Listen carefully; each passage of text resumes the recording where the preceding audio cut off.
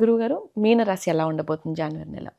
మీనరాశి వారికి మధ్యస్థంగా ఉంటుంది.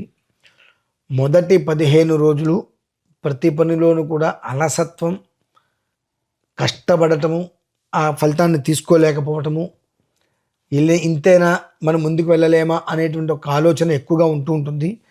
ద్వితీయార్థం అంటే మొదటి 15 రోజుల తర్వాత వచ్చేటువంటి 15 రోజులు లాభదాయకంగా, మెండుగా, పర్లేదు మనం అనుకున్నటువంటిది సరే పరిగెత్తకపోయినా నడుస్తుంది కాబట్టి మనం ఆలోచించవలసిన అవసరం లేదు. మొదటి 15 రోజులు చాలా కష్టపడ్డామని, చాలా పెట్టాము, మనకు అది నిలబడలేమేమో అని అనుకుని బాధపడ్డాం కదా. భగవంతుని అనుగ్రహంలో అదేమీ లేకుండా పర్లేదు.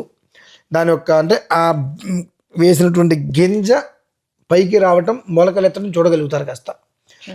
అది చాలా శ్రేయదాయకంగా ఉంటుంది కాబట్టి కాస్త ఈ పని అంతా చేయడానికి శారీరకంగా, మానసికంగా వాళ్ళకి శ్రమ పడడానికి ఎంతో మెంటల్గా వాళ్ళకి సహకారం కావాలి. మైండ్ కంటే అన్ని వైపు నుంచి సహకారం వస్తే వాళ్ళు కష్టపడగలుగుతారు.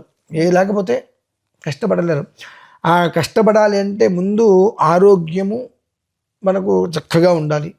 వీళ్ళు మొదటి 15 రోజులు పడేటువంటి టెన్షన్స్కి ఆరోగ్యంగా కాస్త సమస్యలు వచ్చేది ఉంటుంది కనుక చక్కగా ఆరోగ్యం భాస్కరాది చేత్ అంతే.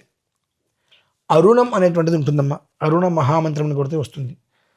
ప్రతిరోజు ఉదయం ఒక్కసారి ఆ రుణాన్ని విని సూర్యనారాయణ స్వామివారికి నమస్కారం చేసుకొని వాళ్ళ పనులు వాళ్ళు మొదలుపెట్టినట్లయితే శరీరానికి ఒక ఎనర్జీ ఏర్పడుతుంది.